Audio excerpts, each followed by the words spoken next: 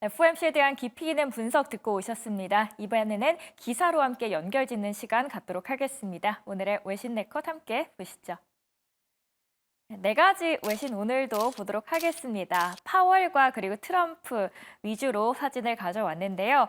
우선 파월과 트럼프가 함께 만나게 되면은 불편한 동거가 될까요? 함께 기사로 통해서 함께 보도록 하겠고요. 그리고 오른쪽에는 파월이 웃고 있는 모습입니다. 왜 이렇게 환하게 웃고 있는지 외신 통해서 깊이 있게 파헤쳐 보시죠. 오늘의 첫 번째 기사 함께 보겠습니다.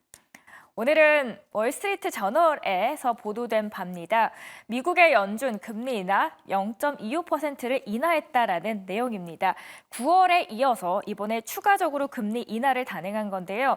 기자회견에서 그러면 어떤 이야기를 했을까요? 함께 보도록 하겠습니다. 미국의 중앙은행 연준은 한국 시간으로 8일 새벽 4시에 FOMC 회의 결과를 발표했습니다. 이날 CME에서 연준이 이번 FOMC에서 0.25%포인트의 금리 인하를 할 확률을 98% 정도로 반영을 하고 있었는데요. 예상대로 기준금리를 0.25%포인트 내렸습니다. 예상해 오던 부분이었죠. 시장은 오히려 파월 연준 의장의 기자회견에 이목이 쏠리고 있었습니다.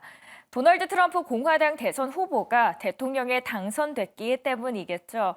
트럼프 당선이라는 큰 정치적인 변화로 인해서 오른쪽에 보이시는 파월 연준 의장과 연준 위원들이 장기적으로 어떤 영향을 받을지에 더 많이 관심이 쏠리고 있었습니다. 자, 기자회견에서는 무슨 말들이 오고 갔을까요? 오늘의 첫 번째 질문부터 보도록 하겠습니다. 대선 이야기였습니다. 이번 대선 결과가 연준의 결정에 영향을 주지는 않을까요? 라는 질문이 들어오는데요. 여기에 대해서 파월은 대선 결과는 우리의 결과에 전혀 영향을 주지 않을 겁니다. 경제 상황에 따라서 우리는 독립적으로 움직일 것입니다. 라고 이야기를 합니다. 연준의 대변인이라고 불리는 닉 기자가 그 다음 질문을 이어갑니다. 지금 시장의 금리에 대해서 이야기를 하는데요. 지금 시장의 금리 너무 높지 않나요? 라는 질문을 던집니다. 여기에 대해서 파월은 우리는 여기에 대해서 지켜보고 있고 장기 금리가 어디서 멈추는지 면밀하게 관찰을 하고 있는데 지금 10년물 금리는 인플레이션 관련된 움직임보다는 경제의 성장이 더 강할 것이라서 움직인다고 보고 있다라고 설명을 했고요. 여기에 추가적으로 9월에 예상 점도표 지금도 유효한가요? 라고 닉이 질문을 던집니다. 여기에 대해서도 경제 데이터는 예상보다 강하게 나오고 있습니다. 9월에 비농업은 강했고 우리는 경제 아직 강하다고 느끼고 있다라고 대답을 하죠. 마지막으로 NYT에서도 다음 질문이 나왔습니다. 그러면 12월에는 금리 결정을 위해서는 무엇을 볼 건가요? 여기에 파월은 아직 우리 정해진 건 없습니다. 제가 혼자 점도표를 만드는 것이 아니라 위원들과 함께 결정을 합니다. 데이터를 통해서 결정을 할 것입니다. 항상 해오던 말이죠. 전반적으로 봤을 때 굉장히 중립적으로, 매우 중립적으로 보여지는 모습이었습니다. 평소보다도 더요.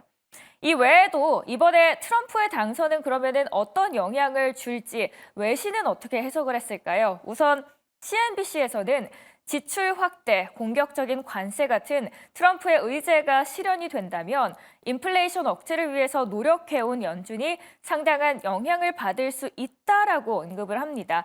파월과는 상당히 다른 입장이었죠.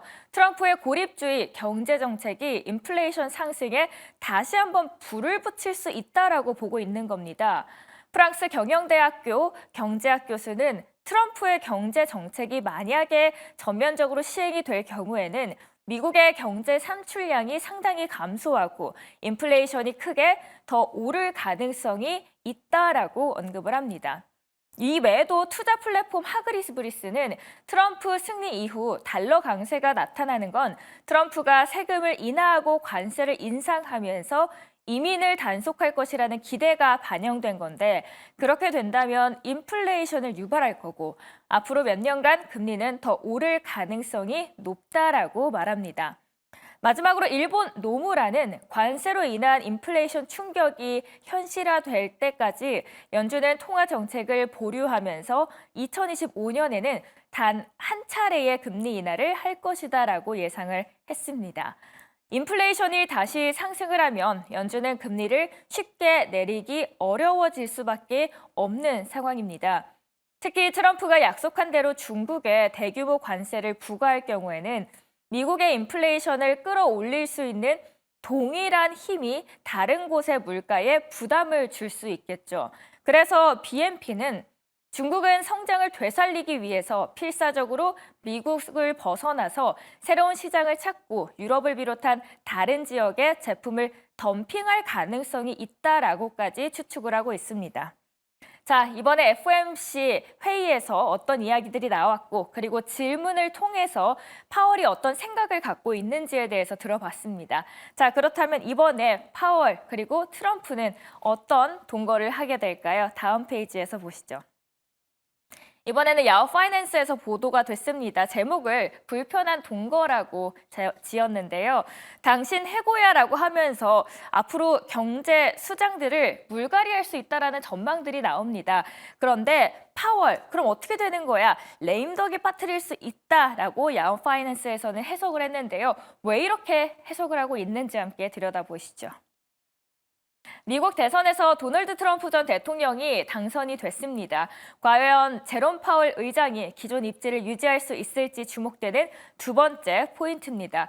오른쪽에 파월은 해맑게 웃고 있는데요. 과연 끝까지 웃을 수 있을까요? 트럼프 당선인은 지난 6월에 블룸버그 통신 인터뷰에서 파월 의장이 옳은 일을 한다고 생각될 경우에는 해임하지 않겠지만 2026년 임기가 끝나는 그를 재임명하지는 않을 것이다 라고 밝힌 바가 있습니다. 사실 파월 의장은 2018년 트럼프 당시 대통령의 지명으로 취임해서 첫 번째 임기를 시작했습니다. 그리고 바이든 행정부까지 연준 의장직을 수행한 거죠. 문제는 이번 대선 유세 기간 파월 의장과 트럼프가 대립각을 세웠다라는 건데요. 파월 의장은 대선을 앞둔 지난 9월 비컷을 단행했고 트럼프 당선인은 당시 정치 행위다라고 강하게 여기서 비판을 했습니다. 파월 의장을 어떻게 할 것인지에 대해서는 여러 추측들이 나오고 있습니다. 각종 외신들에서의 추측들 함께 보시죠. 우선 헤지펀드 매니저인 스콧 베센트는 파월 의장을 해임하는 대신 그림자 의장을 임명해서 파월 의장의 임기 종료 전 레임덕을 만들 가능성을 거론합니다. 한편 CNN은 트럼프가 백악관에 복귀하면 연준의 독립성이 훼손될 수도 있다라고 보도를 했죠. 다시 말해서 트럼프가 연준에 직접적인 영향력을 가할 것이다라는 우려인데요. 지난 8월의 기자회견 당시에 트럼프는 연준의 금리 결정에 대해서 언급하면서 대통령이 최소한의 발언권을 가져가야 한다라고 생각한다. 나는 많은 돈을 벌었고 매우 성공적이었는데 그래서 연준에 있는 사람들보다도 더 나은 직감을 가지고 있다라고 언급을 한 바가 있습니다. 다만 이 발언에 대해서 논란이 커지자 도널드 트럼프는 2주 뒤에 다른 사람들과 마찬가지로 금리에 대해서 말할 권리가 있다는 뜻이라고 하면서 한 발 물러서는 말을 하긴 했습니다. 트럼프는 일기 행정부 당시에도 낮은 금리를 지지한다면서 파월 의장과 연준을 자주 비판해 왔습니다. 자, 이번에 어떻게 될지 함께 쭉 지켜보도록 하죠. 네, 마지막 기사 함께 보도록 하겠습니다.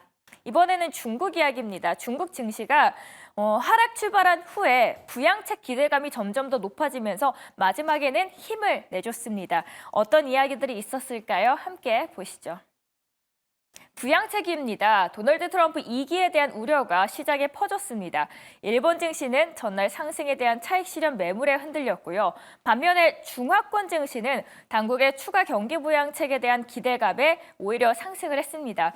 여기저기 트럼프 효과가 일어나고 있죠. 중국 당국이 트럼프 당선에 대한 대응으로 예상보다 더 강력한 경기 부양책을 내놓을 것이다라는 기대감이 반영되면서 3대 지수가 모두 올랐습니다. 그래서 8일 날 폐막하는 전인대 상무위원회에서 앞으로 더 강한 부양책이 나올 것이다라고 예상을 하고 있고요. 투자자들의 관심이 더욱더 쏠리고 있는 이유입니다. 이번에 중국의 지난달 수출이 예상치를 웃돌았습니다. 1년 7개월 만에 무려 2자릿수 증가율. 중국의 올해 10월 수출액이 작년 동기 대비해서 12.7% 증가. 월간 수출 증가율이 두 자릿수를 기록한 거는 지난해 3월 10% 이후 1년 7개월 만입니다. 중국의 1월에서 10월의 누적 수출 증가율도 지난해 같은 기간보다도 5% 이상 증가를 했는데요. 도널드 트럼프 후보가 미국 대통령에 당선되면서 중국의 대외 수출 전선에 먹구름이 낀 가운데 10월 중국의 수출이 무려 27개월 만에 최대치를 기록을 한 겁니다. 자, 이렇게 도널드 트럼프 대통령이 앞으로 도널드 트럼프 대통령이 이제 당선이 되면서 앞으로 어떤 효과를 가져올지 함께 보도록 하겠습니다. 더 깊이 있는 이야기는 전문가 통해서 연결하도록 하겠습니다. 바로자산운용의 하창원 본부장 연결하도록 하겠습니다. 본부장님 안녕하세요. 네, 안녕하세요. 네, 본부장님 오늘 FOMC가 있었는데요. 기자회견에서는 어떤 이야기들이 있었을까요? 네, 기자회견에서는 상당히 좀 다양한 내용들이 있었습니다. 그 중에서는 일단은 강력한 경기에 대한 모멘텀이 유지가 되고 있고 물가가 쉽게 떨어지지 않는다는 징후가 보이면 정책에 대한 조정 속도는 좀 느려질 것이라고 얘기를 했는데요. 어쨌든 최근에 좀 채권 금리에 대한 상승은 인플레이션이 아니라 성장에 대한 기대 부분이라고 기인을 하면서 통화정책 운영에 있어서 신경 쓰이는 수준이 아니라는 점은 좀 시장 참여자에게는 좀 좋았던 부분이라고 보시면 될 것 같고, 고용시장은 크게 냉각됐고 균형 잡힌 수준에 도달을 했다. 그래서 물가 안정을 위해서는 추가적인 고용 둔화는 불필요하다. 현재 수준에서 얼마나 고용이 잘 유지가 되는지 이런 부분들이 좀 중요한 것 같고요. 그다음에 연준의 구성원 전원이 기준금리가 적립금리로 서둘러 복귀할 필요가 없다는 입장을 보였다는 점도 상당히 좀 중요할 것 같습니다. 네, 기자회견에 대해서 이야기 들어봤습니다. 이번에는 트럼프와 그리고 파월 의장 이 둘이 만날 경우에는 어떤 또 이야기들이 펼쳐질까요? 사실은 저는 뭐 그렇게까지 큰 영향은 없을 것 같습니다. 일단은 트럼프 당선인이 이제 행정부에서의 어떠한 조치를 취할 것인지 정책이 전혀 나오지 않았기 때문에 정책 위반자들이 향후 어떻게 표현하는지가 굉장히 좀 중요할 것 같고, 그다음에 그러한 법들이 통과가 되기 전까지 특정한 예측을 하는 것은 좀 너무 빠른 선택이 아닌가라고 보고 있는 상황이고요. 그다음에 이제 중요한 게 파월 의장이 이제 트럼프 당선인이 이제 대통령이 됐을 때 이제 사퇴 압력을 가하지 않을까라는 전망이 나오고 있고, 이게 기자회견에서 나왔는데 답변을 그냥 짧게 노라고 했습니다. 그래서 임기가 끝나기 전까지 혹시나 좀 물러서는 것이 아니냐. 그렇게 됐을 때는 이제 헤드가 바뀌면 기조가 바뀔 수가 있으니까 좀 시장에서는 상당히 중요한 포인트로 보고 있었는데, 그거를 하지 않겠다고 했기 때문에 좀 불확실성은 좀 종료가 될 것 같고요. 임기 자체는 26년 5월까지 진행이 된다는 점 참고를 해보시면 좋을 것 같고, 연준 의장을 대통령이 해고를 할 수가 없습니다. 그래서 법상으로 허용되지 않기 때문에 이거는 파월의 의지가 굉장히 좀 중요하다라고 보시면 될 것 같습니다. 다만 이제 포워드 가이던스나 이런 부분들을 좀 얘기를 하지는 않았는데, 경제 지표가 최근에 굉장히 좋죠. 그렇기 때문에 금리 인하에는 좀 일정한 시간이 소요될 수 있음을 좀 시사를 했습니다. 따라서 이 금리가 뭐 올해까지는 0.25씩 해서 이제 베이비 스텝으로 좀 줄어들 것 같은데, 그게 과연 앞으로도 계속적으로 좀 빠르게 내려가는지에 대해서는 우리가 좀 체크를 해봐야 될 것 같고요. 해당 부분에서 뭔가 변동성이 생기려면은 뭔가 GDP에서의 어떤 이슈가 생긴다거나 아니면 고용적인 부분에서의 큰 변화가 나와야 되는데, 현재 시점에서는 사실 뭔가 어떠한 부분에서 큰 변화가 나오기는 좀 쉽지 않을 것 같습니다. 게다가 이번에 고용 같은 경우도 사실 어떠한 특정한 문제가 있기보다는 허리케인이라는 이런 좀 기후적인 영향이 좀 컸기 때문에 향후에 대한 이런 노동시장에 대한 과열 부분도 이게 정말 냉각이 된 건지는 제조 PMI가 아마 대선 이후에 좀 변동이 나올 것 같은데, 해당 부분의 변동에 따라서 영향도가 좀 커지지 않을까 이렇게 생각을 하고 있습니다. 내일 전인대 부양책 어떤 효과를 가져올 수 있을까요? 네, 사실 최근에 이제 중국의 규제가 좀 강화되는 내용들이 계속적으로 나타나고 있습니다. 중국 입장에서는 경제 성장률을 5%를 유지를 해야 된다는 점에서도 이미 부양책에 대한 기대감이 높아지고 있었던 상황인데요. 이렇게 미국에서의 중국 규제가 강화가 되면 될수록 사실상 더 큰 이런 부양책을 하지 않을까라고 보고 있습니다. 시장에서는 뭐 4조 위안, 8조 위안에 대한 뭐 경제 전문가들의 얘기가 나오고 있는데, 이제 가장 높은 수치가 10조 위안 수준이거든요. 그래서 그렇게 흐름이 진행이 되는지, 체크를 해보셔야 될 것 같고, 이미 금일 미국 시장에서는 일부 그런 기대감으로 중국과 관련된 종목군들의 약진이 조금 있었습니다. 그래서 저도 전인대에서는 어떤 좀 액션이 나올 거라고 보고 있고요. 거기에 따라서 이제 좀 변동성이 나오지 않을까 싶습니다. 그리고 MSCI 이제 신흥국 그 비중도 중국주의 좀 높아졌다는 점도 참고를 해보셔야 될 포인트가 아닌가 이렇게 좀 정리드리겠습니다. 네, 지금까지 헤르메스스탁 하창원 본부장과 함께 이야기 나눠봤습니다. 지금까지 외신 네컷 함께 보셨습니다. Good afternoon. My colleagues and I remain squarely focused on achieving our dual mandate goals of maximum employment and stable prices for the benefit of the American people.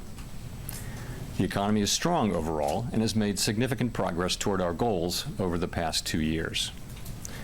Today, the FOMC decided to take another step in reducing the degree of policy restraint by lowering our policy interest rate by a 1/4 percentage point.